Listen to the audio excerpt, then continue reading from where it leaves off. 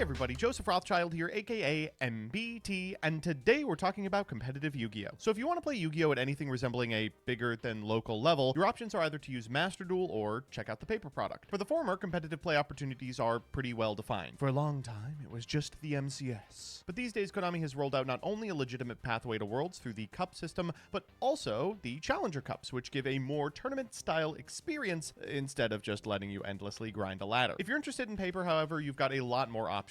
Of course, I'm sure you're all familiar with the opportunities available at your local OTS store, both the tournaments that are usually held regularly as well as championship events. Higher level play extends to things like regionals, nationals, worlds, and of course, YCSs. But YCSs are currently in a bit of a crisis. I don't even know if I can really call it a crisis because they're still happening depending on where you live. I just don't really understand why they're being managed the way that they are, what the end goal for Konami is, or if they're even gonna stick around. They face kind of two compounding crises. Firstly, there haven't been YCSs announced in Europe for like a really disturbing amount of time. And secondly, the community has been in its feelings this week about the lack of coverage at the YCSs that do occur. So today we're going to ask the question, what the hell is going on with YCSs? And let's begin with a brief history of them.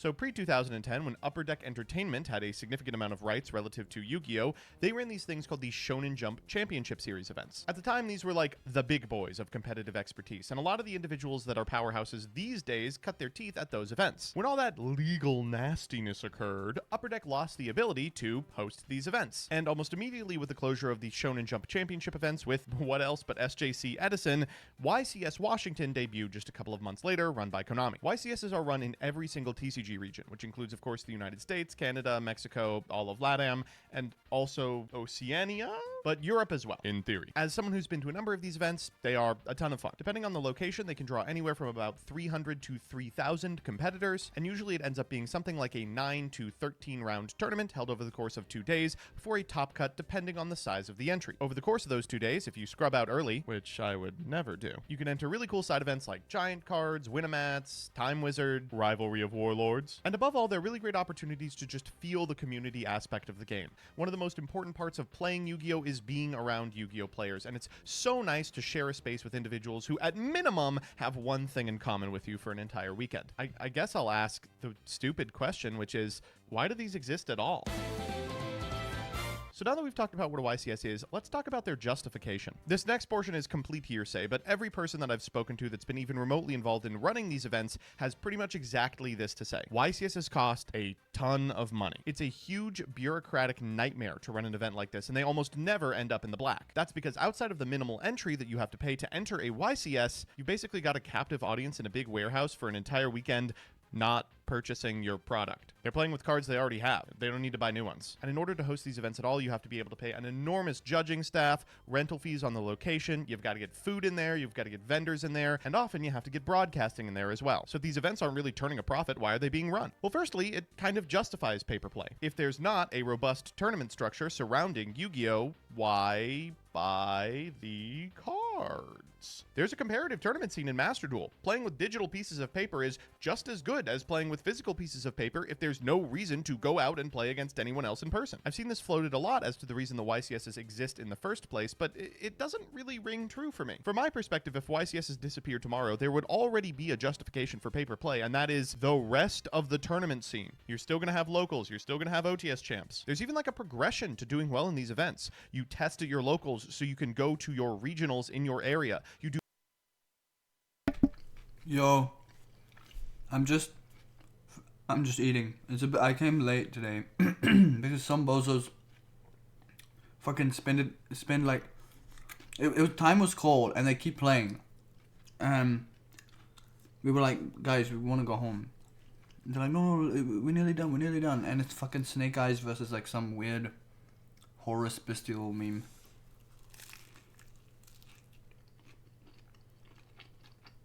And everyone was just watching them, trying to finish this game. And that was tilting.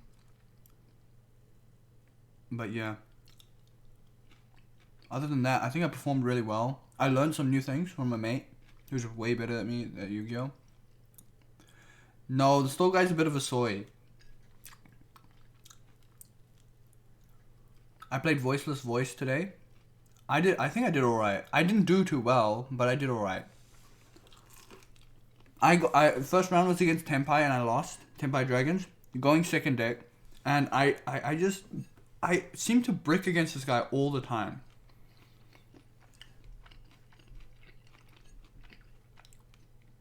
So I drew into 3 D barrier, plus 1 playable card, plus something else, for my game 3, going first. And I was like, surely I got this. Of course I don't, because they have like a way to stop my first summon, and like my normal summon, to get my whole combo going. So I was like annoyed. And then I just set D barrier, and then I shotgun D barrier, and then I still lost because I drew into the trap card, which doesn't do me anything, which was really fucking dumb. And I just bricked like in 2 games in a row. It was really annoying. Whatever. The second game was against some Ragnar Riker insect deck. I beat that shit. And then the third game, it was a draw, but I should have won. I just wanted to go home early. So we just both agreed, like, let's draw. Because I had a huge ball, and I couldn't be bothered, because he evenly matched me, and that equalized the game, and I was like... And he was like, we can just draw. And I was like, yeah. Because he didn't have any gas, and that my next draw was not gas. So then it would have been a grind game, and then we would have, like, kept... If I kept playing, I'm pretty sure I could have won. But overall, I learned some new things, and I got some tweaks that I need to make, and I also got some ideas that I want to do. Based on some of the feedback from my friend who's playing the deck, and he's actually attending a 3v3, and he's way better than me, and he's 1,000 times better than me, and probably better than a lot of people that we know. He's probably the best person that I know, personally.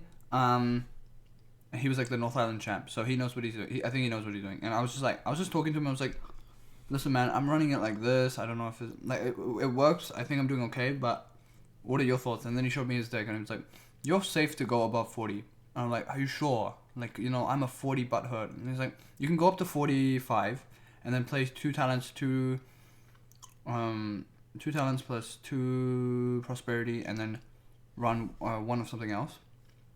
And you should be fine, because then you don't draw into Albaz as much. Because I'm playing the branded package. Which goes so hard. Branded was so hard today. It was so good, man. I drew Branded Fusion all the time. It was so damn good. So I usually and he showed me like a combo line that was pretty interesting. So yeah.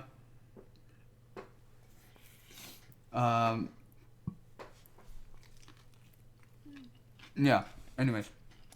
Do well at your regionals, you can qualify to make it to the national tournament. That national tournament, which is functionally just a YCS with only good players, could theoretically get you to Worlds. Like, there's already tons of opportunities for paper play that build upon each other and keep you invested. YCSs are just this weird, huge additional tournament that happens every couple of months. The second reason, and in my opinion the more compelling reason that people think YCSs have stuck around, is that they are a really good advertisement. Regionals are fine, but you cram 50 to 400 people into a hall the size of a Waffle House, and after about 10 rounds, you're going to see some shit. Players are tired, they're cranky, they're playing a whole bunch of rounds in a singular day. There's real concrete stakes to it. For a lot of players, topping a YCS feels kind of perpetually out of reach just because of how few slots are afforded. But at a regional, if you get like in the top quarter of people who entered, usually you can punch your card for an invite. There's not always food available, so people are hangry and cranky. Inversely, YCSs, as a huge celebration of all things Yu-Gi-Oh!, almost always feature people who are happy to be there, either buying cards or playing in side events or scrubbing out of the main, talking about Yu-Gi-Oh!, interacting with it, and chilling with their friends. It's a fantastic opportunity for Konami to generate a whole bunch of stuff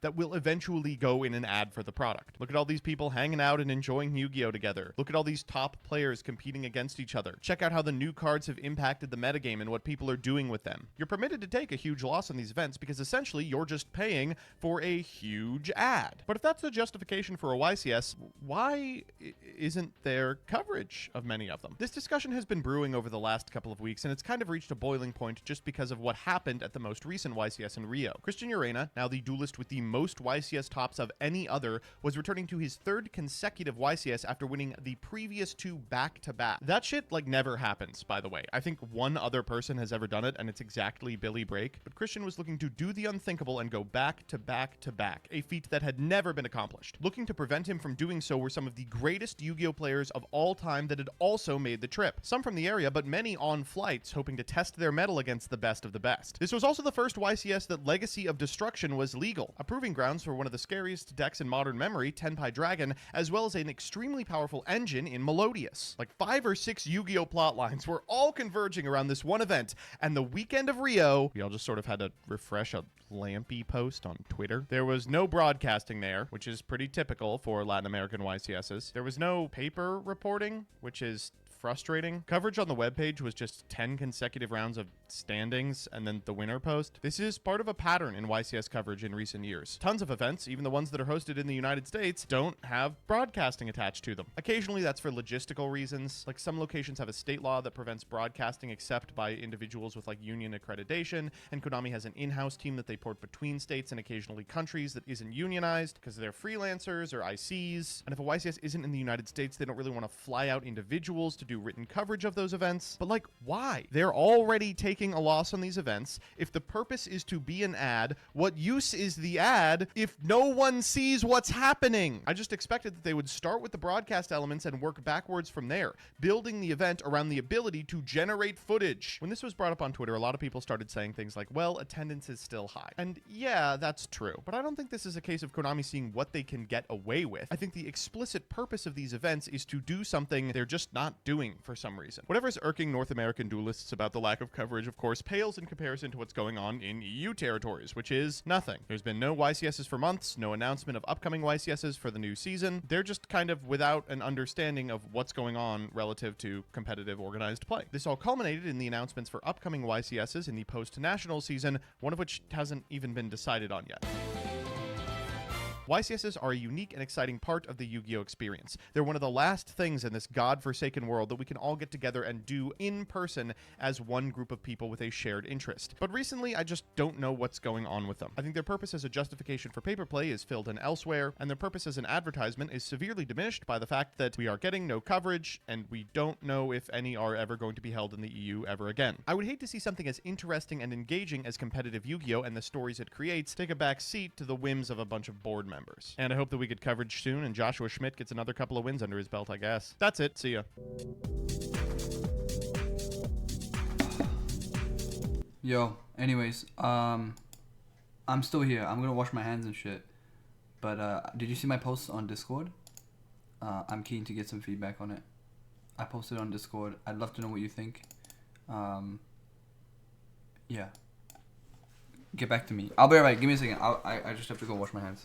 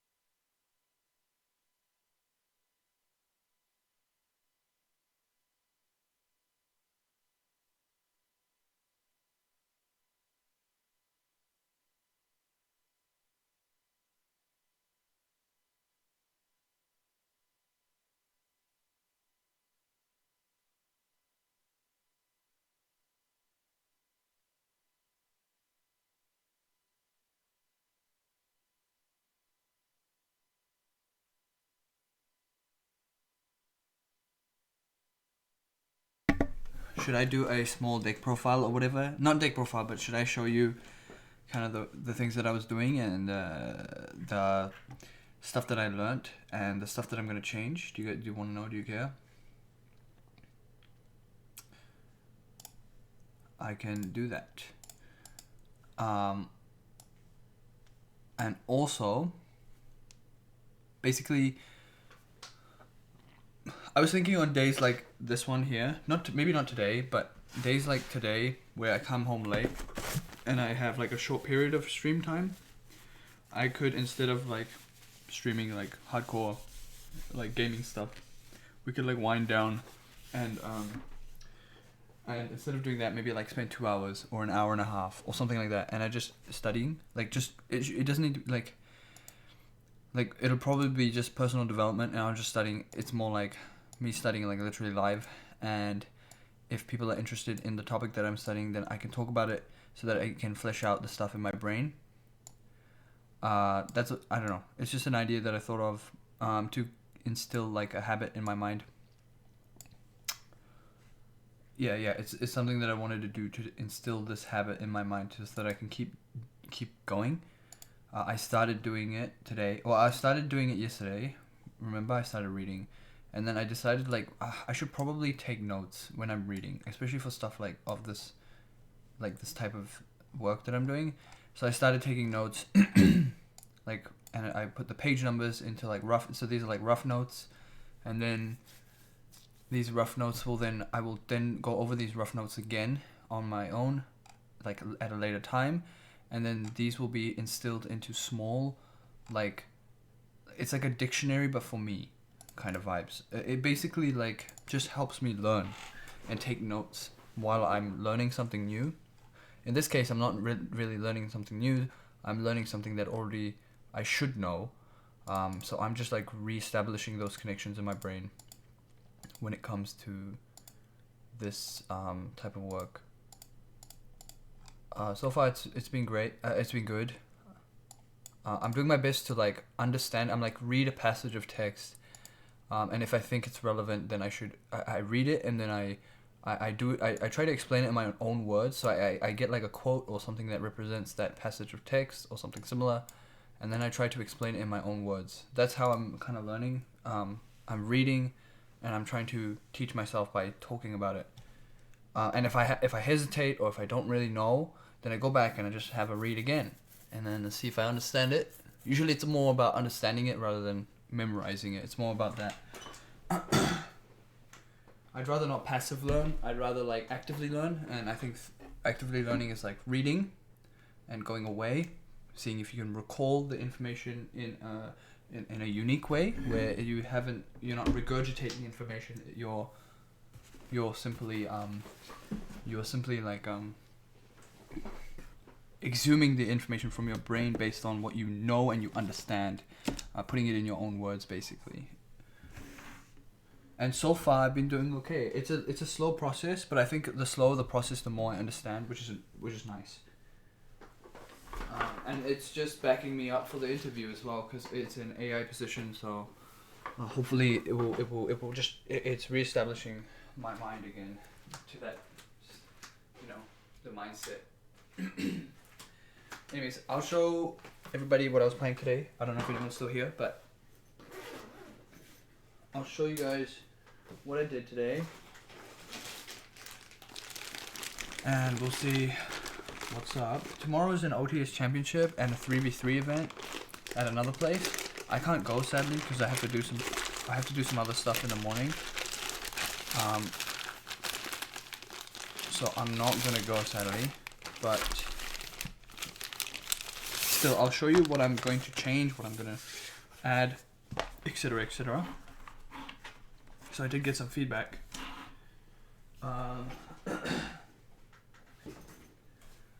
So the deck I was playing today was Voiceless Voice. It's a very, I'd say it's not a difficult, like a crazy difficult deck, but it is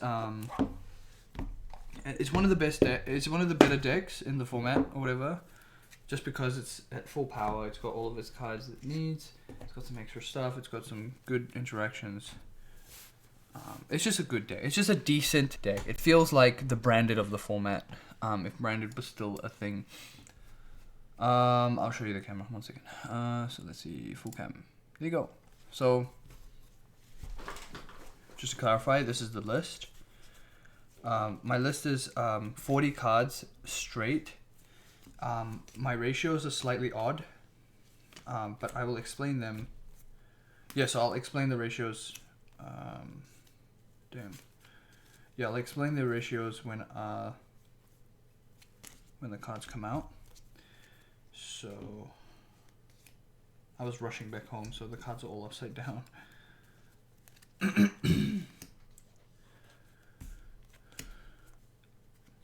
And I'll briefly explain each of the cards as well.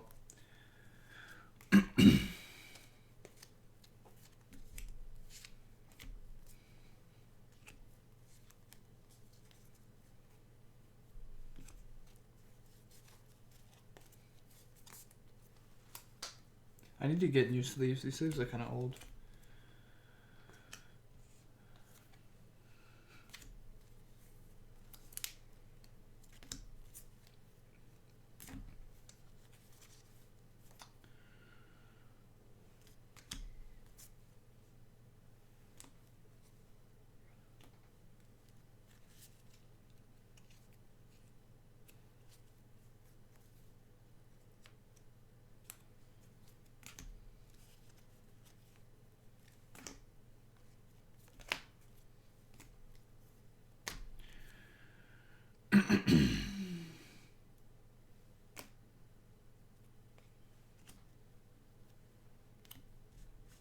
Okay, so this is my stuff. This is the things that I have chosen to run. All right, so just briefly going over everything. I'm playing the hand traps. I'm playing 3 Impum because I think Impum is the strongest one because it doesn't play into things like talents or thrusts. So I'm playing 3 of them, and then everything else I'm playing at 2. So I'm playing all the other hand traps at 2.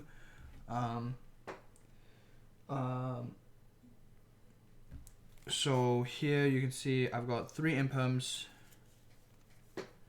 2 Veilers, 2 Ghost Ogres, because Ghost Ogre is back in the format, and I'm playing 2 Ash Blossoms. Ash Blossom is also coming back in the format slowly. Because it can hit some decks, like obviously it can hit things like Voiceless Voice. It's got a lot of things that it can hit in this format. I believe it hits Voiceless Voice. You have things like Branded coming back as well. Labyrinth is still in the meta. And also, yeah, I think that those are the main hits. You can also hit 10 Pie Dragon as well, but I think it's just kind of coming back. So I'm playing the 2-2 ratio because I wanted to stick to 40, but I might decide to go to 45 because I can afford to do that. I'm also playing another non-engine card in the form of Super Poly. I'm playing 3 of that. And then those are like my main non-engine that is not a part of like any package, right? So the extra non-engine spaces are used. I'm using Branded Fusion, and I'm running 1 Albaz as 1 brick. It's like a pseudo brick because you can just normal summon it going second and then just try and eat up their board. But the whole point of this kind of package is to play through things. And if you're going first, then you're capable of establishing an extra interaction in the form of a banish, which I think is really relevant. This is interesting because I learned a new combo today that might make me change up the extra deck and might make me change up this. I might remove this package. I might. It's a big might moment. But this is definitely this came up a lot today, and I liked it a lot. The banish really went hard, especially into the there was a not a branded matchup. It was like a branded synchro deck or something, a Bestial synchro deck that I was able to hit a lot of cards off of. Like I hit the Lubellion. Sorry, not Lubellion. Yeah, the Lubellion Bestial Lubellion. Banish it so that it doesn't get sent to the graveyard, so that it can eat up my board. And they had another Lubellion in grave. To be able to like inherently summon and try and do that, and I stopped it from happening, which was wonderful, and I didn't have to waste my Omni Negate, so I used Mirror Jade for that, And Mirror Jade, the combo, it actually sets up a way for me to use the like an extra body on the board that I can use for a ritual summon. So if I happen to have a ritual card in my hand, or access to a ritual, or access to one of these 2 cards, then I'm able to eat up that monster, that the extra branded Rebellion on the board, and I'm able to use it as a ritual summon, which is a really, really good way. So this deck, this package is really useful. And lastly, I should have mentioned is most of the time you are sending with Branded Fusion, you're sending, it depends on the hand obviously, but most of the time you're sending Branded Fusion and Trias Hierarchica, and if you are able to land this into the grave, this is basically Imperm and Veiler protection as well. So you're capable of playing through a lot of stuff, just adding this simple small package. It's 4 cards, and a bit of extra deck space that needs to be adjusted, by the way. So I have a situation where I'm going to drop 1 Albion for I'm able to drop 1 Albion and just keep it to a small package, because the Albion can be recycled by shuffling back the Albion. So yeah, anyways, so that's that. The next card that is really interesting. So the next few cards are now so this is the package that I was running, so that's great. Now there's some pseudo non-engine, but just support for rituals. So we have pre-prep. I might bump this to 3, I'm not sure, because I'm going to start opening up the space of the deck to 45 from 40, because I think I can afford to do this, because I don't want to see a bunch of cards anyways. I don't want to see Albaz, I don't want to see the Old Man, I don't necessarily want to see Blessings of the Voiceless Voice. Those are 3 cards that I don't necessarily want to see in my opening hand. It's not bad if I see them, but it's not ideal. Like, I also have a trap that I don't want to see as well. So I'm considering increasing this ratio, just increasing the deck, either adding consistency cards or adding things such as non-engine, stuff like that. So I have 3 of the but if you increase the ratio, wouldn't you need like more consistency? I think all the cards lead into each other, so it's not the form. I'm able to like balance the ratios to make the I can balance the consistency to match the same as it was with the 40 cards. And that would just be a matter of adding things like 1-for-1, adding cards like pre-prep, an extra card of that, and then probably 2 more non-engine. That's about it. I don't think the consistency diminishes that badly. The consistency actually can sometimes get annoying when you do draw these 3 cards. Like I had situations where, remember when I told you I bricked on cards such as the following: Blessing, the Trap card, and the Soravis, the new main deck monster. These were the cards I bricked on, and I feel like if I had opened other things, I would have had a better chance. And this can be offset by simply adding extra cards into the deck that either boost the consistency, things like extra pre-prep, or a 1-for-1 that can, shove out a card from my hand and then go for my full combo, or it can add the ritual spell and the ritual monster from my deck, so that's the form of pre-prep, or I can go for 2 pots, the Pot of Prosperity, which is something that I'm highly considering right now. To add, another consideration is also 2 triple tactics talents. So that's that. So yeah, so I'm running these 2 cards. So these are the general ritual support that actually I want to talk about a little bit, because I played. There was a situation where I feel like I played extremely well today. So I'll talk about it. I'll just grab my glasses real quick. So if some of you might be familiar with Trias Hierarchica, this card is really interesting because this is a way that you can play through Imperms and Veilers, and it also allows you to, with Diviner, set up a full combo basically. You would normal summon Diviner, use its effects, sending Trias, which is usually not something that you would send. Usually, sometimes you would, one second.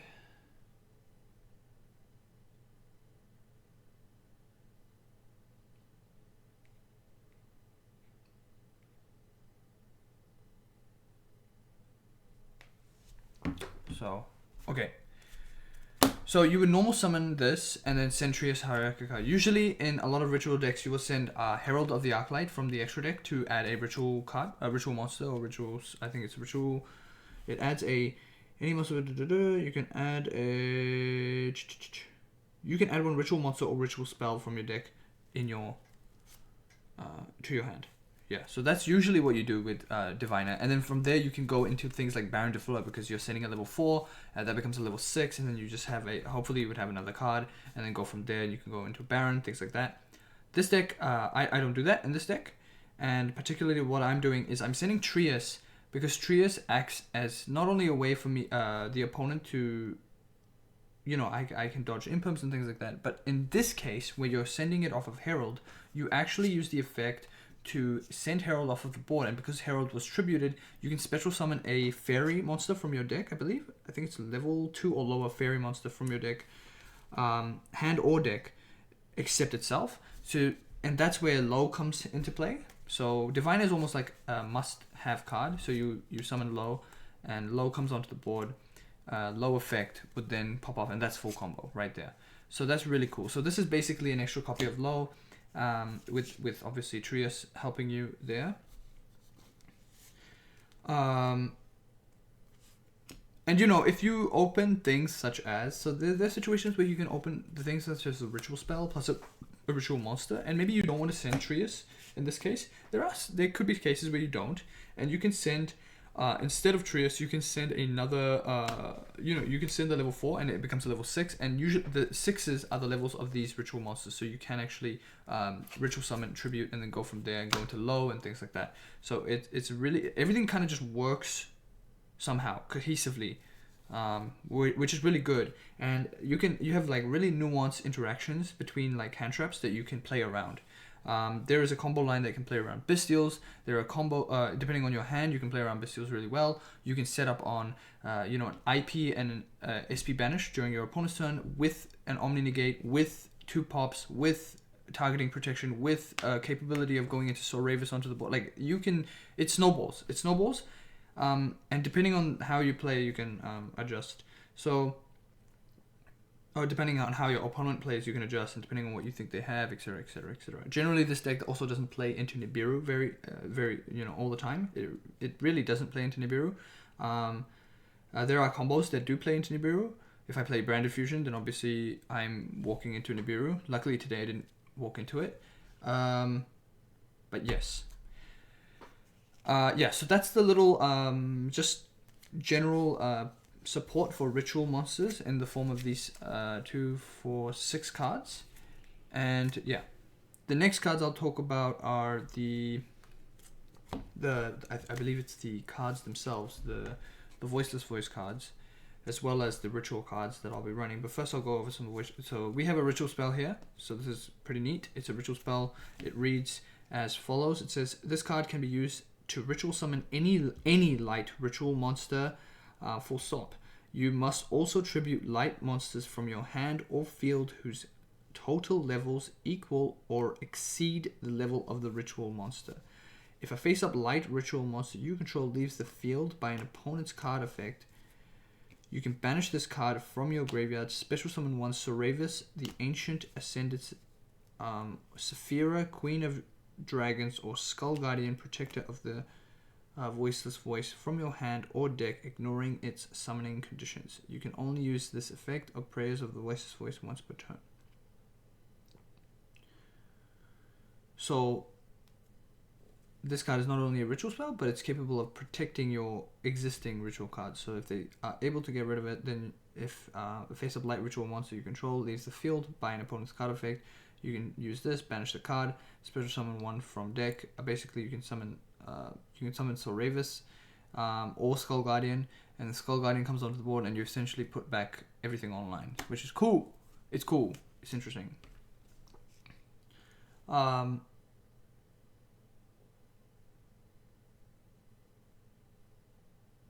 Yeah, so that's generally what it's for. So it's like protection sometimes, or like recursion, and it's also what do you call it?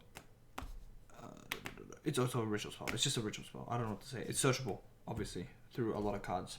The next cards that I'll talk about are some of the starters and some extenders or whatever. I think Voiceless Voice is unique in that a lot of the cards are starters and extenders. It's really weird to explain, but yeah, most of these cards are just starters and extenders depending on what you open. The main card of the deck is Low, Prayers of the Voiceless Voice. So this is a card where when it's normal summoned, it can sit to your field. So it says, if you ritual summon exactly one light ritual monster, warrior or dragon with a card effect that requires use of monsters, this card can be used as the entire tribute. So you can tribute this card as the whole ritual summon, which is really nice. And then it says here, you can only use each of the following effects of Low once per turn. If this card is normal summoned or special summoned, you can place one Voiceless Voice continuous spell trap from your deck face up in your spell and trap zone. So basically this will add the barrier, which is the targeting protection, and then barrier leads to the Saphira, and then Saphira will lead into the ritual monsters and hence the ritual summoning. If a light ritual monster, warrior or dragon is special summoned to your field while this card is in your graveyard, except during the damage step, you can special summon this card. So how this works is you can use it as the entire tribute, and then you can go Chainlink 1, Skull Guardian, Chainlink 2, Low, and Low will come back onto the board. And while Low is in the graveyard or the field, your Skull Guardian gains 2050 attack, so he's 4100.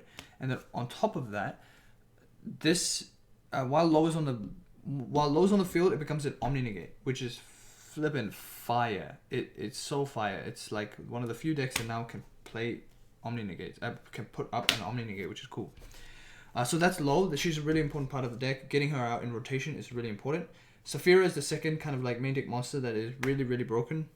You add her to your hand generally off of the effect of Barrier, and then you discard her to send a ritual from deck to grave, a ritual spell card from deck to grave, and you can add a ritual.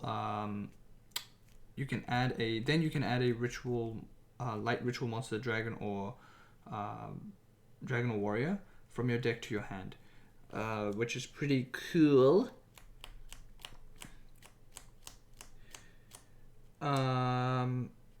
And then you can banish her in the grave to perform a ritual summon, which is radical. Okay, it's pretty cool. So that's that, and so that's how you actually do that. I'll show you the combos later. Then you have Barrier of the Voiceless Voice. This is what you set off of, generally what you set off of Low, and it's pretty good. It's pretty nasty. It is annoying for players to deal with. And yeah, and this card, is just a constant pain in the ass for your opponent. You can add any Voiceless Voice card or one Skull Guardian ritual monster from your deck to your hand, except itself, obviously. While I have Low on the field, light ritual monster, and a light ritual monster on the field, so I have to have both on the field. My opponent cannot target ritual monsters. My opponent can only target ritual monsters for attacks, and also my opponent cannot target light monsters I control with card effects, which is fucking bussin', which is real bussin'. You know what I'm saying? So it's pretty good. And that's just the general staple. You always go into this as much as you can. The second card that you would go into, or the second one that you want to try and go into, is the trap card. You play one of it. I don't think you need more of it, especially now considering we have a new edition called The Blessing, which I'll explain later. But this card here is basically you can, during your opponent's turn, you're capable of shuffling one light, or during your opponent's turn or during your turn, depending if you set it off of Low, you can basically just choose one of the effects. One of the effects is shuffling one light ritual monster, warrior or dragon from the graveyard or my hand, or one ritual spell from the graveyard or from my hand into the deck. And if I do, then I can special summon one Voiceless Voice monster from my deck, which is pretty fire. Yeah, that's just pretty based in fire. Yep. So generally, what you're doing with this guy is that you can bring out the old man a lot of the time, and the old man will then tag itself out, and then once it yo, what up, Kenshin? You can tag itself out for a Soravis, and then Soravis is a judgment on your for your opponent. So when they link summon, or if they just inherent summon, it will judgment. It will bounce itself back and negate and destroy that negate and banish that summon, and then this gets added to your hand and becomes a targeting protection as well, which is really cool. So that's where everything kind of ties in together.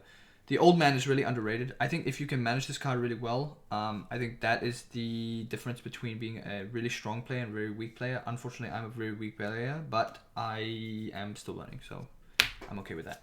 Then we have Blessings of the Voiceless Voice. This card is a really good addition. I know that some people are not playing it. I saw a guy today not playing it. I thought that was mental. I think you play this card if you can play this card, because if this card is available, then you can do some nasty shit. Because what you can do is, if you have Blessings in your hand, you can actually Branded Fusion, and you can send really odd targets that your opponent aren't really expecting. You can actually send low into the grave instead of your usual Trias Hierarchica if you don't have really clear access to low.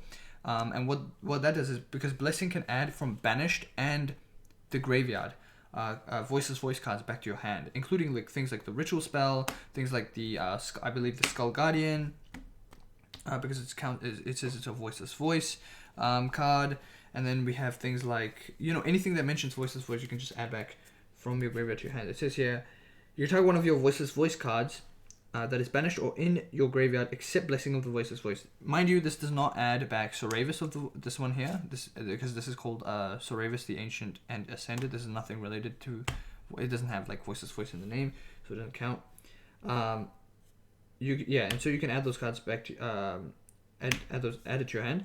If a non-ritual, and so what this card does as well, it lets you, if a non-ritual, so here I'll just explain it.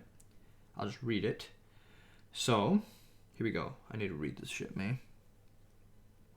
I would use this deck to just summon Dynamondo. There's a cool combo where you don't even need Dynamondo, which is because a Dynamondo is a bit more riskier, and I'll try and show you the combo, okay? But before that, I'll just explain the blessing. So, if a non-ritual monster is normal or special summoned face up, except during the damage step, you can ritual summon one light ritual monster, warrior or dragon, from your hand by tributing monsters from your hand or field whose total levels equal or exceed the level of that ritual monster, and if you do, it cannot be destroyed by battle.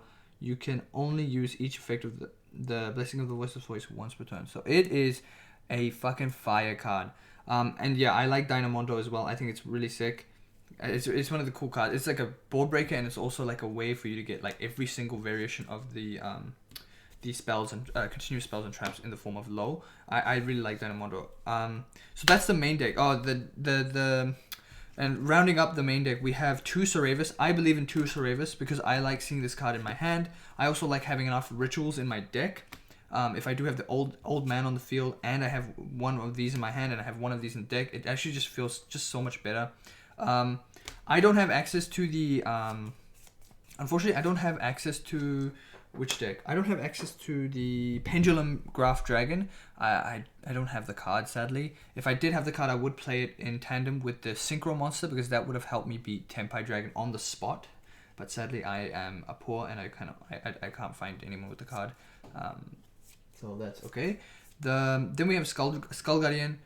So Soravis, everyone knows what Soravis does. It's targeting protection in hand, and it's also a judgment on field. This card is bonkers. I love this card. Then we have Skull Guardian. Skull Guardian is an Omni Negate while low is on the field, and while low is in the graveyard or the field, it becomes a 4100 attack monster, which is really, really nice. And when it's summoned, let's see, what does it say? It says here. Yeah, so if this card is ritual summoned, you can add one Voiceless Voice monster or one ritual monster, warrior or dragon from your deck to your hand. So that's also something that's really cool, because this can add things like Soravis, or you can add the old man that can go and play further. So it's cool. It's cool. So that's the main deck. That's what I'm doing. It's a strict 40, but I'm really I kind of want to go to 45 or 44 or something along those lines. I want to include things like talents and prosperity because I think they help a lot. And on top of that, I think the deck can afford to do this. And if I'm strictly adding things such as talents, which is good going first, and second, it can boost the consistency ever so slightly, especially with things like prosperity. It boosts it, so it just equalizes that, and without drawing into those bricks, which I had the problem of today. So I think 45 might be something that I'll try out in the upcoming weeks if I am continuing to play this deck. So just keep that in mind in the future. So that's that. Then we have another the next part of the deck, which is obviously the extra deck. My side deck is a bit not crazy, but it's interesting, I'd say, because I'm running some crazy stuff. How good is Nadir Servant in this? I've heard that people, the early builds of this deck were running Nadir Servant. I've heard, I had a friend that played Nadir Servant and the Dogmatica package, etc., etc. He said that it's fine. He said that it's fine, but he thinks that the branded version is far better, and also the Melodious version is also a little bit better. I think it goes the Dogmatica stuff, like the Nadir Servant, then Melodious, and then Branded. I think Branded is on top in terms of that, and then it might be it's between Branded or Pure. You can just choose. You can just add non-engine instead of the Branded engine, and you can just add a really beefy extra deck with random shit. So that's entirely up to you. So this was a mistake. So some of these cards are a mistake, and I'll explain why. Because I learned some new stuff today from a better player that I will be trying to incorporate. So he mentioned that if you're going to play 2 Albions, you're probably just going to have to run 2 Mirror Jades if you want to do that, right? Because the combo, you can lead the combo into having a second Mirror Jade live. So having 2 Albions is really redundant if I only have 1 Mirror Jade. The next card, 60 cards with all 3 engines. That might cook, bro. Straight up.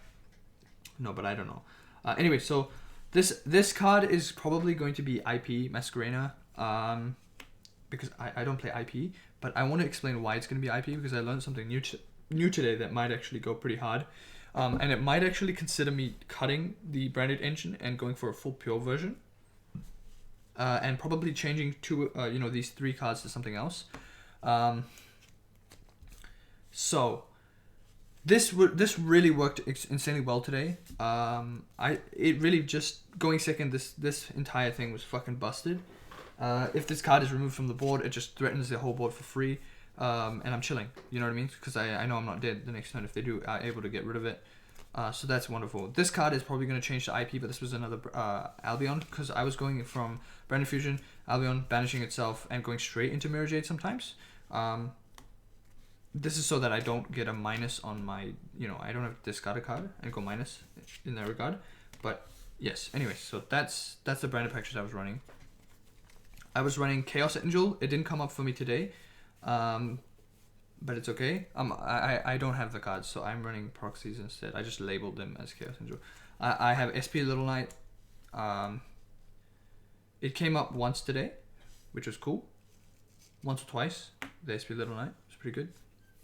Then I have, because I'm playing Super Poly, you guys know I'm playing Super Poly targets, so I'm playing things like Muddragon and Garura. Garura came up, I don't think any Super Poly came up today. I think it might have come up today, maybe. I think it came up once today, and I think it was Garura in that case. Yeah, I think it was.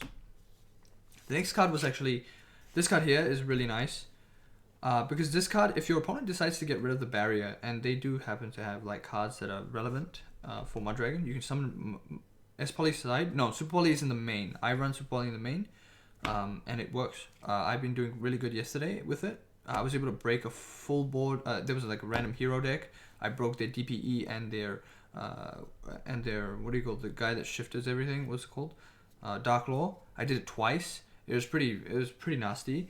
The only thing hence why I need to rectify this deck. The only thing that I feel a little bit sad about adding the Super Poly in the main is that the draw power needs to be increased. As a result, I think talents or something similar needs to be added to kind of like offset the amount of cards that I'm discarding, especially with things with like the Branded Fusion. If I'm going into the Lubellian line, which is probably going to be the most likely thing if I'm changing this to IP, I need to add something to subsequently replace my hand a little bit, and that is in the form of I think talents is probably the best option there.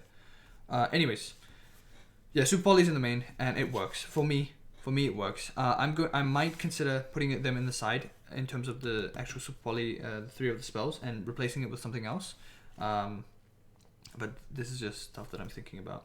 I add Almirage and the Secure Gardener. This allows you, this particular line, there's a line that allows you to get into, it lets you actually establish the full board on turn 1. And I think it plays around, I believe it plays around Bestials. I wasn't able to do it today because I didn't open the hands for it, or I didn't open the, I did open the hand, but there was no reason for me to do it aside from the other stuff because I was opening branded stuff anyway. So that's that. These are like cuttable if you want to play other stuff, it's fine too. Then I'm playing some interesting cards that I'll talk about. So then I'm playing Dynamondo. This is one of my favorite cards as well. I'm in the same boat as you, Kenshin. This card is a board breaker and also a way for you to not only recycle your ritual cards from your graveyard, but it's also able for you to like tribute itself off the board and go into your own ritual. You can summon your ritual from your deck, from your graveyard, and then from there your ritual will trigger low, and low will come back onto the board. And this can also establish the extra, it can place spell traps on top of the board. So that's really, really, really good. Dynamondo is a very wonderful card. I love this card very much. It's a very good card. I'm playing things like, because as you guys know, I'm playing Diviner, so I am playing things like Entis. I'm playing things like Herald of the Arclight. I'm playing Anima because we don't, obviously I'm playing Anima and Almirage because we don't have access to things like Linkaribo anymore. You know, good riddance, I guess, because it makes the Snake Eye matchup a lot easier, but I'm playing Anima. It can come up and steal some of their monsters sometimes. And then the other card that I'm running is Tri-Brigade Bucephalus. So that's the that's the extra deck that I'm running. This is probably going to switch into IP because there's a line that you can end on IP, and you can go IP effect to IP go into SP, which is really cool. Really, really nice. Or you can go IP into Dynamondo as well. So that's cool. That's radical.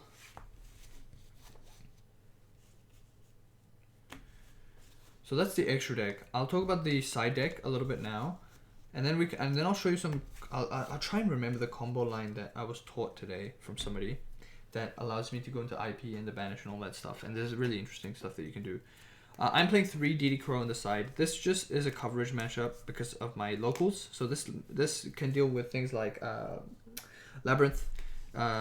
It also deals with things like the Bestial matchups that I've come across, as well as the Snake Eye matchups. So this is a really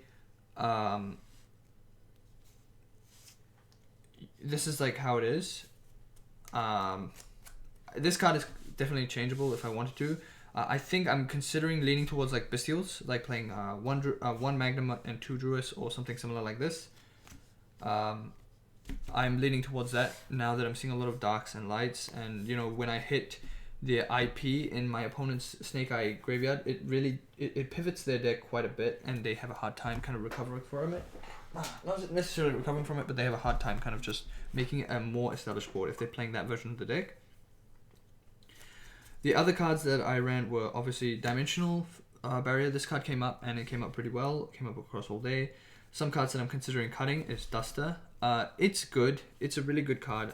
I don't think it's a bad card or anything. I just don't think it's impactful enough at this stage. I think actually it's not fast enough. I think. I actually think the cards that I would replace it, I'd probably just replace it with another Cosmic Cyclone instead, and just go for 3 Cosmic. It's because Cosmic is good into Labyrinth and things like that. Cosmic can also deal with things like the Tempai Dragon matchup with their field spell, which is really good, and it can also deal with Snake Eyes, which is really nice as well. You can hit their field spell, you can hit their back row, their little back row that they try to do. where they set those cards in the back. So yeah. So that's that. Unfortunately, like Duster and I think Cosmic came up, but not Duster. Crow came up, Barrier came up. Some more cards that didn't come up. This was just like a kind of last minute. I changed before the tournament. I decided to like switch out cards from the main deck in favor of some other cards. Or like not really in favor. I just decided to like change up the ratios before, like not before the tournament, but a day before the tournament, and I didn't bother changing these cards. So there's Ash, Vela, and Ogre. As you know, I'm running 2/2/2 in the main deck of these cards, and these are just there to like patch up. So if I'm versing Tempai, I just substitute and I put in one extra Ghost Ogre. If it's against Branded or something similar, something like Labyrinth, then I do that.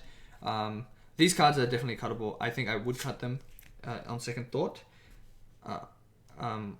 Or what I would do is if I'm increasing the deck to 45, I just increase these to these 3 and then add 2 Prosperity or 2 Talents in the main to go push myself to 45. But if I do that, then I diminish as I said, I diminish slightly the consistency. I am running bricks, or not like pseudo bricks that I don't want to see. Things like the Trap and Trias and all those other cards. I don't necessarily want to see them. So, you know, these cards might be better to see over those types of bricks that I don't want to necessarily see. They're not bricks per se, but they're like just weird. Last card that I'm running, you guys are going to be like, huh? But it came up today, which was pretty nice. It was Ultimate Slayer, and this is why you saw Bucephalus in my extra deck. Because I generally, you know, for link monsters and things like that, your opponent can't respond. So it's really, really funny when you send this and you send Bucephalus or whatever, right? I can send branded cards and stuff like that as well.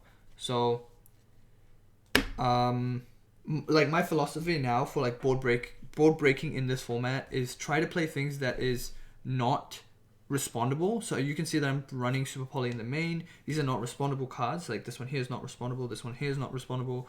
I'm considering running things like droplets and things like that as well, but I'm not too sure at this stage of what I want to do. Feels too low impact. Yeah, it sometimes, again, as I said, it sometimes comes up, and this can sometimes, you know, this can sometimes convert really well, because how I think of this card is also a way for me to, because like let's say for example they have a synchro monster. I know it seems low impact, but for me it's okay, because what I can do is I can do this effect. I can send, if they're running a synchro deck, which a lot of people are, let's not lie, we can send things like Chaos Angel into the graveyard, or for the most part I'm sending the Herald of the Arclight, right? You can send Herald, and then Herald can you know, so here it says your opponent cannot activate monster effects in response to this card. Send one monster from your extra deck to the graveyard, then target one monster your opponent controls with the same card type. Fusion, Synchro, Xyz, Pendulum, whatever, and then you can shuffle it back. This one, it will get rid of a card, which is wonderful, and it doesn't send to the graveyard, which is really sometimes important for a lot of matchups. And if I'm sending a card like Herald then adds me a card like a Ritual, and then from there I can convert the plays into things that are more meaningful. So that's possible. I'm also capable of doing really normal stuff, like how you would normally do with a Diviner. You know, you can send Entis instead, and this can deal with 2 cards. This shuffles back a card, and this one you know, pops a card on your opponent's side of the field. It seems low impact, I understand, and you know, there's a lot of other board breakers, things like droplets and such. I don't like playing droplets personally in this deck because I'm discarding a lot of cards, and I don't like to discard too many cards in this deck unless, you know, I bumped somehow I bump Blessings to like 2 or 3 or something like that, so I can recycle the cards that I discard. That's not going to happen. So I'm running cards like these, random cards like these, that can deal with like diverse boards. Obviously I don't have any Xyz in here because I don't really have a valid Xyz, and there aren't really too many Xyzs that like Xyz decks in my locals in general, so I don't really see a point in adding Xyz. And if I would, there's a card that lets me there is some Xyz cards that can be sent off of this that have some interesting effects. Yeah, for the most part these 3 are going to be sided, these 3 are going to be different. And this one is probably going to be different to an extra Cosmic. This one is a maybe I will change. I'm not too sure at this stage. This is, oh no, actually it is probably a definite change to Bestials, actually. Yeah, I think I talked myself into it. So I think these will change into Bestials. This is going to remain the same. I might change this, and if I do change this, Bucephalus goes out and I add some more other cards. I'll try and find Pendulum Graph Dragon and the Meteor Dragon. There's a Meteor Dragon Synchromossa that deals with Tempai instantly, which is really busted as well. So that is possibly something that I might consider as well. Nadir is really good in this. I've heard it's okay. Is what I've heard, at least from the people that have been playing the Nadir Servant one at my locals in my area. They said it's alright. It's not crazy, but it's okay. Because I think this deck is interesting in that I think the Nadir package plays some of the Ecclesia and stuff as well. I don't know how big the Nadir package is for that one. I don't know what it entails, but I know that people were mentioning that I think some guy was running like a little bit of a big package with, it was Nadir Servant and Dogmatic Punishment and things like Ecclesia, and they were mentioning that they really value, they kind of miss the extra deck from having some flexibility, and the same thing goes for the branded part as well. You know, when I'm locked into fusions, it feels a bit rough, but it's a little bit more impactful in the branded version than the Nadir one, but I don't know. Smallest is like 5 cards. Interesting. Yeah, I don't know. I haven't tested out the Nadir stuff. I don't have the cards either, by the way. But the Nadir stuff it's cool. It's cool because a Dogmatic Punishment is cool as well.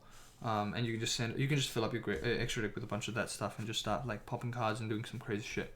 That's also possible. It's just whatever you prefer. I think I prefer the Banish over the anything with the branded stuff, and branded can play and break boards far more easier than I thought. Believe it or not, I mean, people were saying like, oh, branded can break boards pretty easily. I'm like, oh, sure, but can it? And I was like, and then I used it and I was like, whatever. Are you gonna test or chill? I'm just gonna show. I'm not gonna test, but I'm not gonna test today. No, not like the usual shit that I was doing yesterday. But 2 days ago. I'm just going to I want to just quickly cover some of the lines that I learned today so I can retain them in my head, and then talk about some of the stuff obviously that I'm replacing and stuff, etc, etc. It's just going to be chill, like kind of like talking and playing. I will be testing hands, but not like testing hands in the sense of like just randomly. I want to show some lines and see if I can work out some lines as well. So one of the things that I learned today that I thought was really interesting is the combo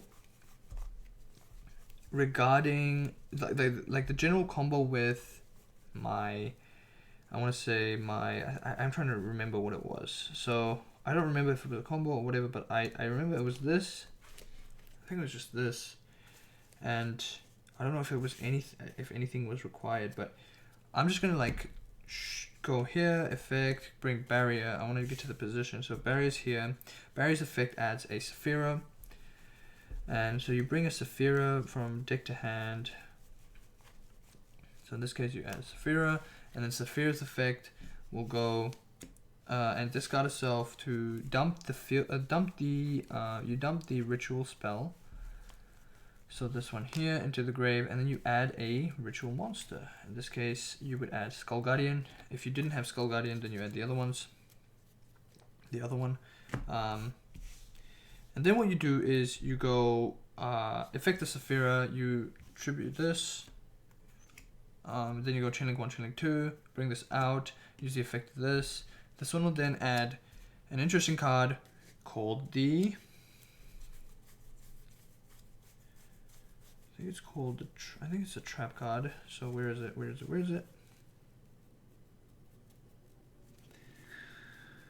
So you can go trap. I think you go trap card.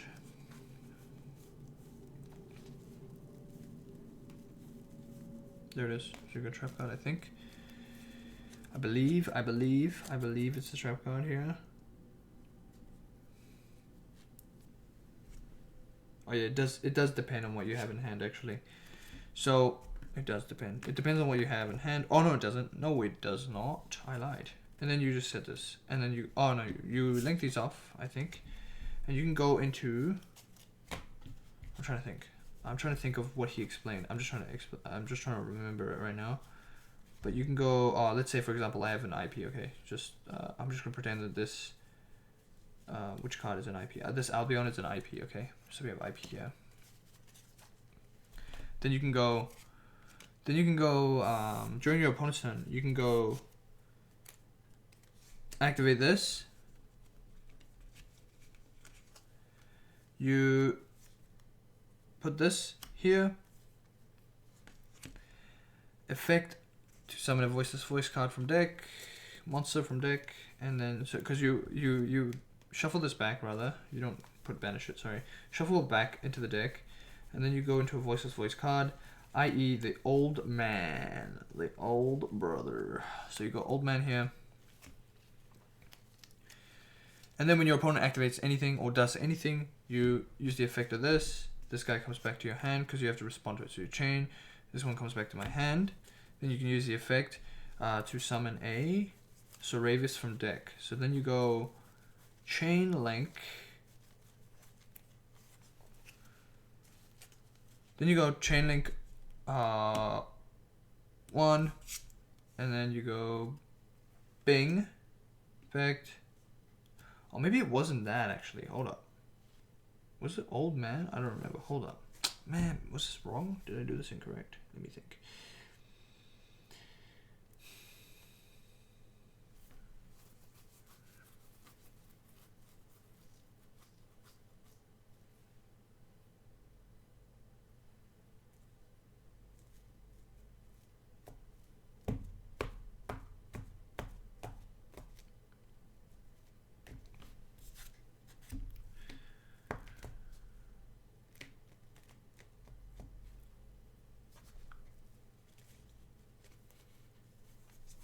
Oh, wait, that's right. Wait, is it? Wait, no, never mind. That is right. That's correct.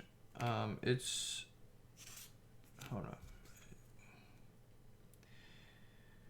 You can quick effect, you can return this card from your field to the hand, special one light ritual monster. So it's not actually, you don't summon Soravis here. You actually go, instead of Soravis, I believe you summon the other Skull Guardian. Then the other Skull Guardian goes chain link 1, chain link 2. So you go Skull Guardian from the old man. Then you go chain link 1, chain link 2. This one comes out. Then you go this one to search, and this one then searches the ritual. The ritual monster. That's right. That's what you do. I remember now. Then use the effect of this one to set a blessing, and then when your opponent normals or special summons a monster, that's correct. Sorry, I remember the line now. So. You search the blessing, and this is where this new card comes into play.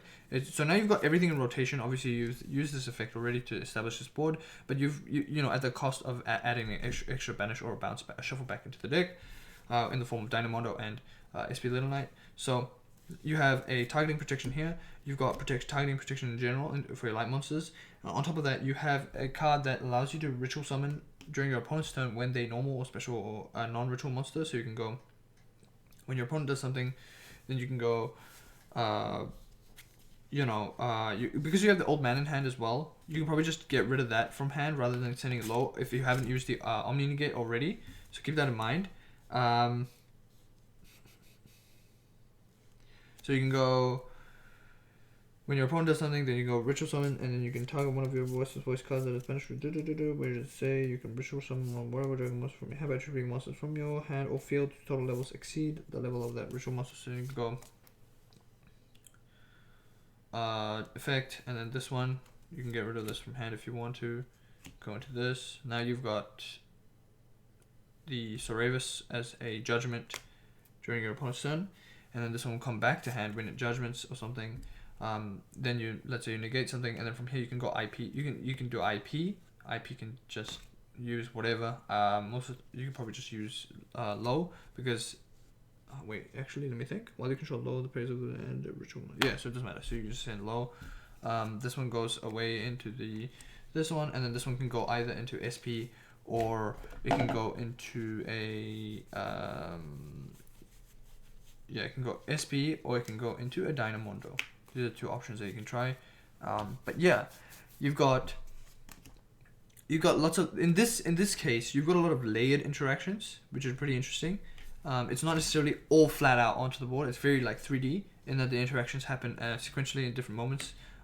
This can be a bad thing and a good thing when you're playing any deck, really, because if your opponent is aware of what you're doing, then they can play around particular cards. They can make sure they exhaust a bunch of effects, or make sure that you don't exhaust any effects and let them play, and then it becomes a big problem later on when you try to use your effects.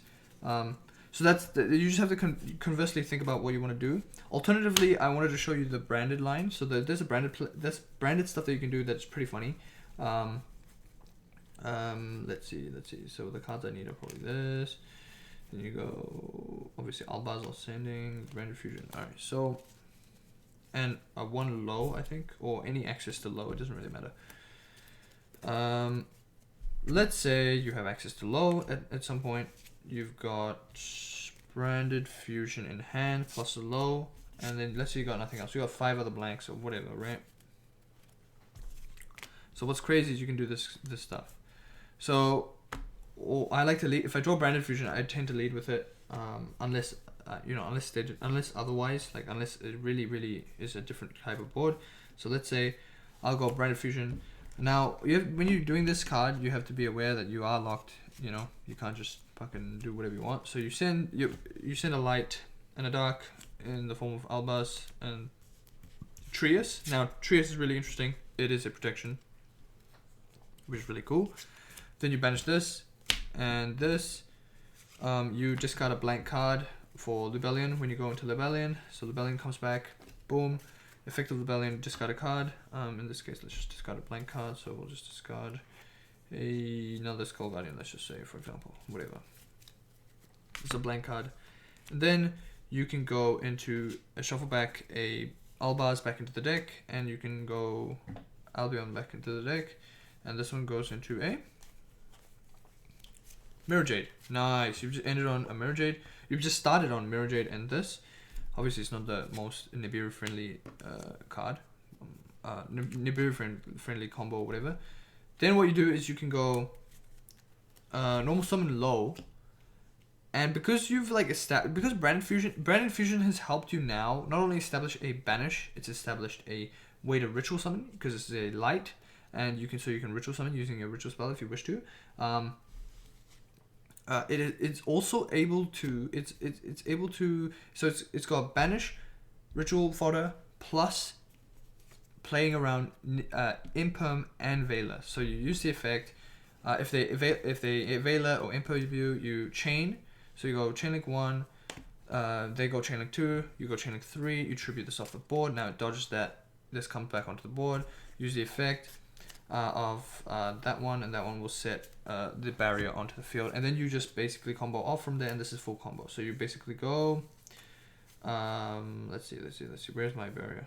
Barrier's here, so you go barrier, then barrier effect, add Saphira go add Skull Guardian and dump the thing, then you go into Skull Guardian, and then Low will come back onto the board with her own effect, and then you've ended on an Omni Negate.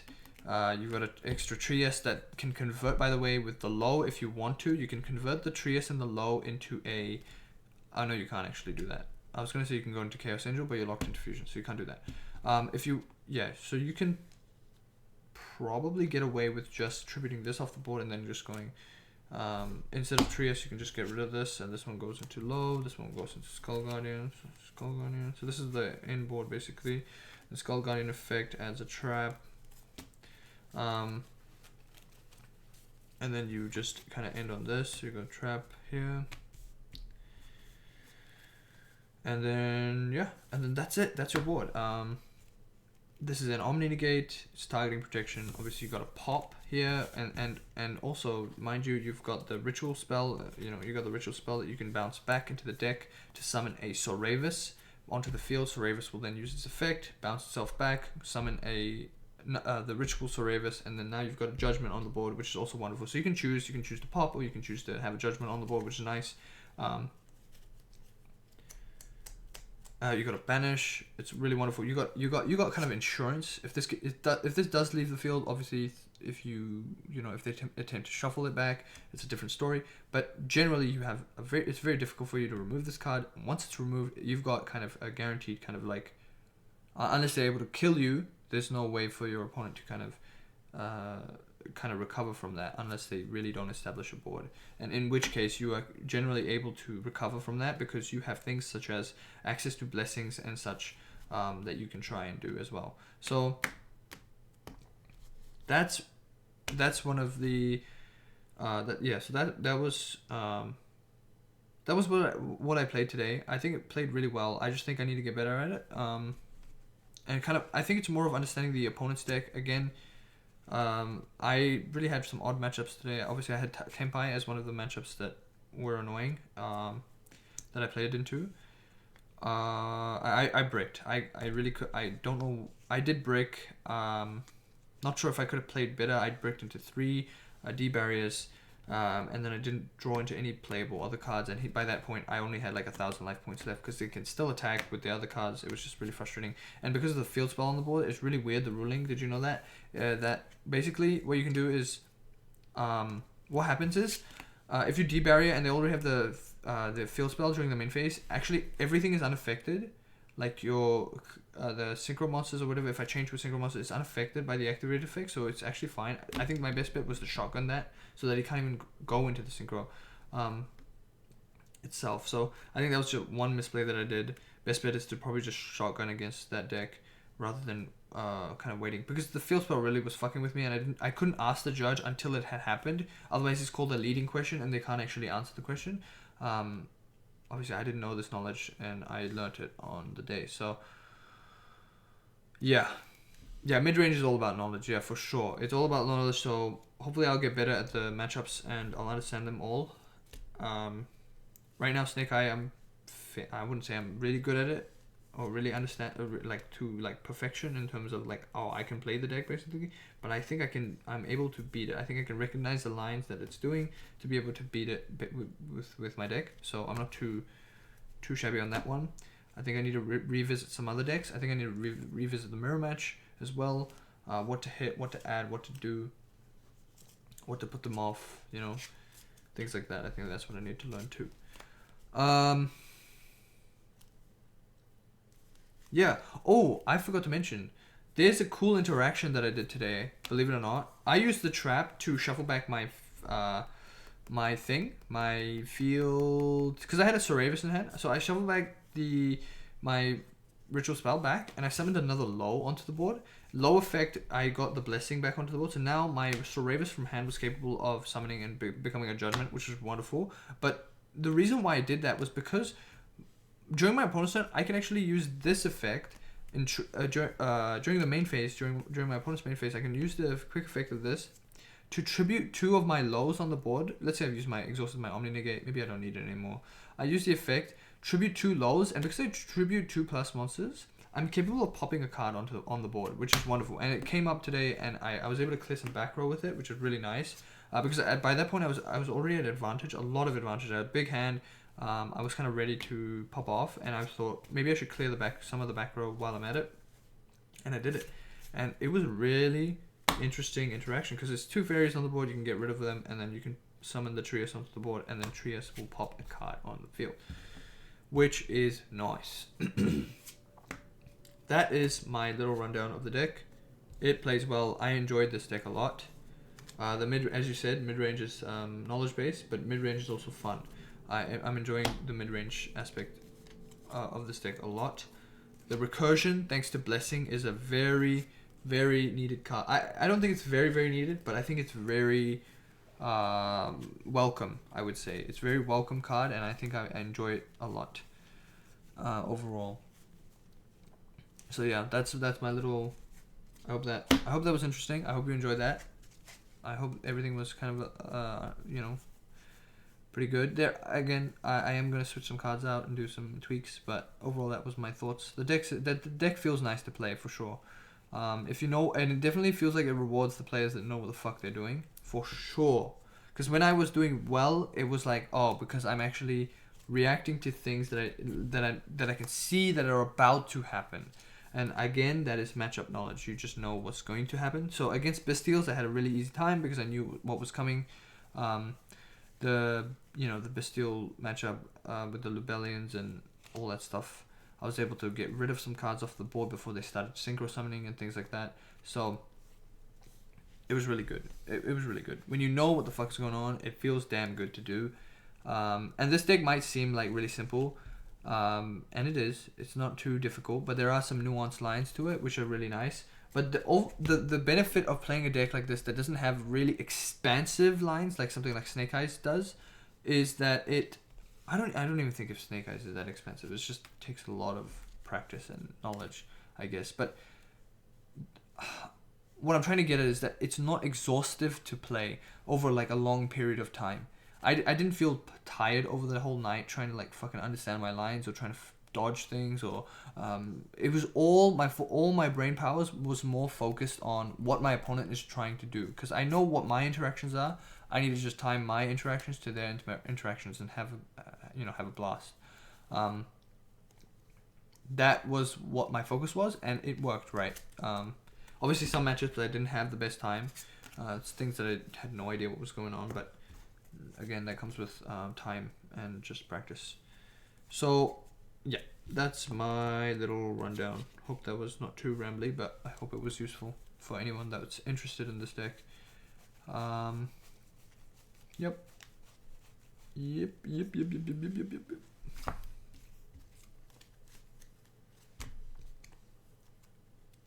I really like the branded shit. The branded shit feels nice. The branded stuff has made me want to play Try Branded, unironically, as a deck to try. I have a lot of the cards. I don't have everything. I don't have Aluba and stuff like that, but I won't lie. The branded cards have kind of enticed me to come to the dark side and try branded. I know I've always been like a hater on branded, but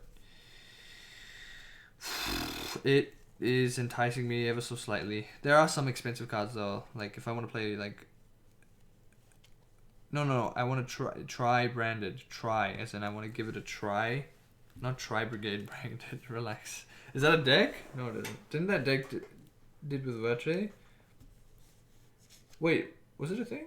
No, I wanted to try branded as a deck, as a mid-range deck. I didn't mean. My bad. Sorry.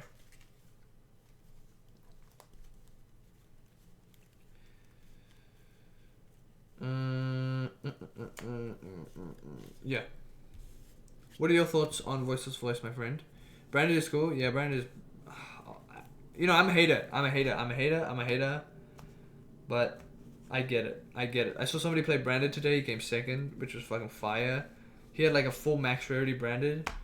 And honestly, he made it look fun. But he was doing gimmick puppet fucking locks, bro. I'm sick. Sanctifier. And then he went into fucking gimmick puppet. And I was like, bro, no. Everything else was so damn fire. What the hell, bro?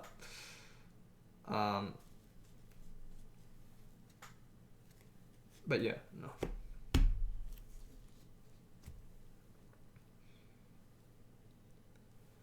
Voice seems nice. I like decks that can run engines. True and real and true. Yeah, I like the space in the deck. It doesn't seem too wide like something like Centurion does. You know, Centurion is really wide where you can run an entire whole deck inside of that deck. You can run Horus Centurion, things like that. It's not too wide like Centurion. I do like Centurion because it's so wide, but my Centurion deck is right here, bro. I just have to switch out some cards. It's right there. I change between those decks, Tony. I don't just stick to one deck. I try to change between the decks. So I have like some like rogue, like just a rogue strat just on the side. I just have to switch some cards from here into there. That's it, and I try to keep the cards really interchangeable. The sleeves are the same, so it's easy to put. Centurion, I like the space that it has. It's really nice. I don't own bonfires, and that's probably one of the reasons why I can't play the deck to its top level. Because Bonfire opens the door to play Shifter in the deck because of the new cards. So Centurion becomes a Shifter deck, which is extremely beneficial for that type of deck because it doesn't really have anything else going for it outside of the Calamity Lock, right? And if I have an extra shifter to turn off some decks, you can do that. So it becomes a shifter deck that does that, but I don't have access to it, so I have to play some goofy R version that doesn't play shift bonfires and shifters. I have to play some other stuff. So that's how I do that. And I like those types of decks that have a lot of space for a lot of bullshit and a lot of like different and you can fit engines in there as well. This one feels like the sweet spot. It has enough space for non-engine without feeling too bloated in non-engine, where you can draw into like a full hand of non-engine and feel like sick. This one you generally have a really good mix of engine and non-engine. But sometimes you draw cards that you don't want to see, like this fucking old man and the trap card here and the blessings that you don't want to see. So this is why the philosophy for me right now is maybe increase the ratio, increase the deck by 5 cards, but don't increase it such that it's non-engine or something like that. It's more of cards that increase the consistency while also being quite utility. Something like Talents comes to mind. Something like Prosperity also that can access cards quite deep into the deck for like other utility cards is like what I have in mind in general. So anyways, I rambled enough. So that's what I'm up to. I hope that was good.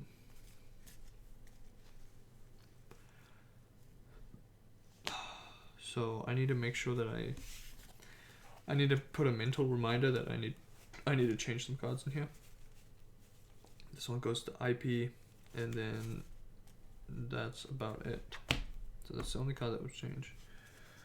Just throw in a fat branded. You want me to throw in a fat branded? I could.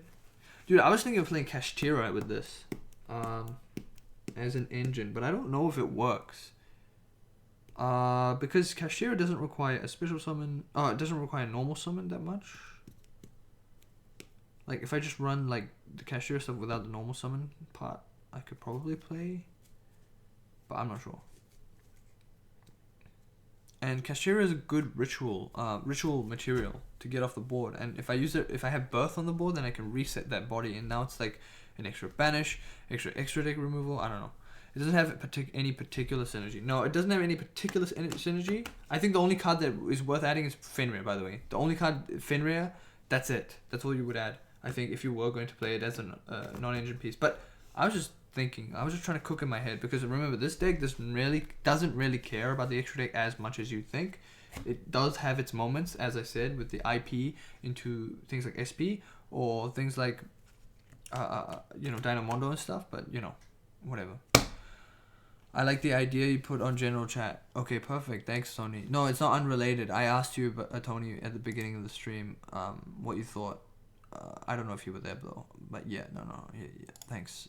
I'm gonna keep this in mind. It's probably gonna happen on Sunday, though. That idea that I mentioned on general chat. I'll probably do it on Sunday evenings and Friday evenings like today. Today is a bit of an anomaly because I wanted to talk about this deck and probably need to go to bed anyways soon. But I'm literally just going to be reading and things like that and doing some note taking and stuff like that. I'm using this. Yo, Kenshin, do you have like Obsidian? Do you use Obsidian at all? I started using it today actually, unironically, and I started writing notes in it. What do you think? If you use it, do you have any tips, tricks? Because it's like learning a new language, bro. And like, look, this is like it puts everything into like web, like a web. Like all your knowledge is in a web vibes. I don't know how to explain it. But I just started, so it looks boring. But people have like huge webs of knowledge. It's pretty interesting. But I'm not too focused on that. I'm more of using this as like a giant notepad. That's it. That I can just put information into.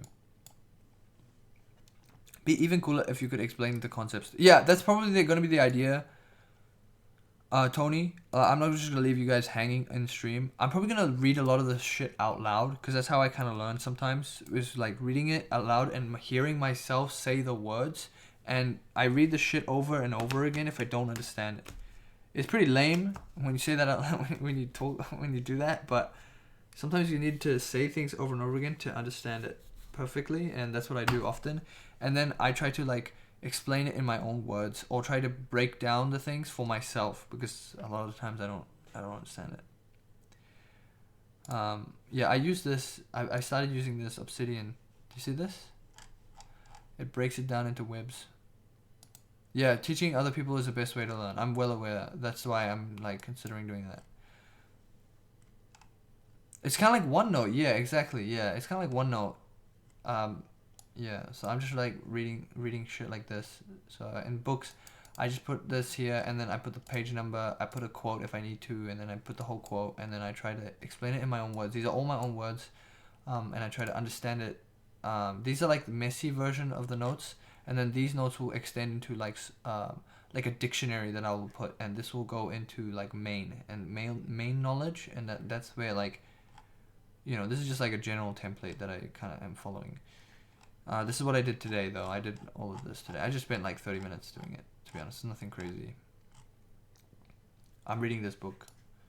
I'm not reading. I'm like kind of like going over it like thoroughly as much as I can. This one here, and I'm just reading it slowly. I'm going through this like slowly, and making sure that I understand every single concept of it. Just so that I can make sure that I'm revising. Yeah. I still working on the apple tree Andes. No, I lost my job, Tony. Not Tony. Kenshin, in January, because of redundancy, downsizing. So that's why I'm back on the grind. I used to do that on Discord channel. Oh, based. Oh yeah, that kind of works too.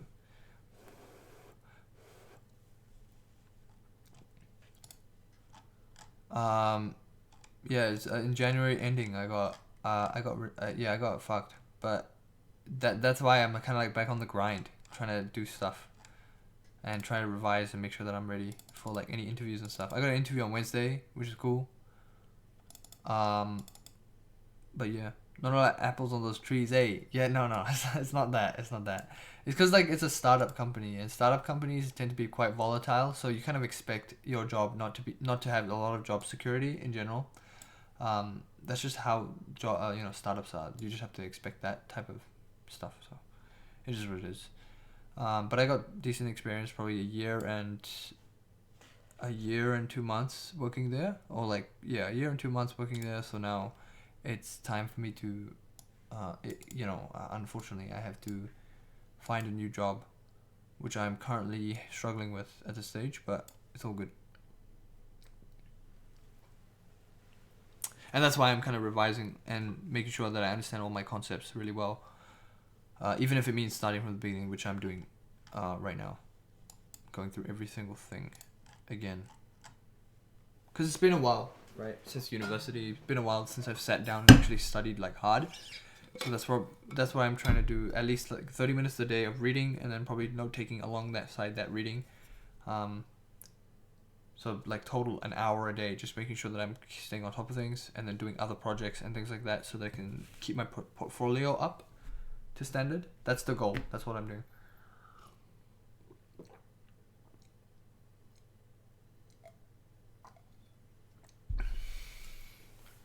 But yeah, that's it.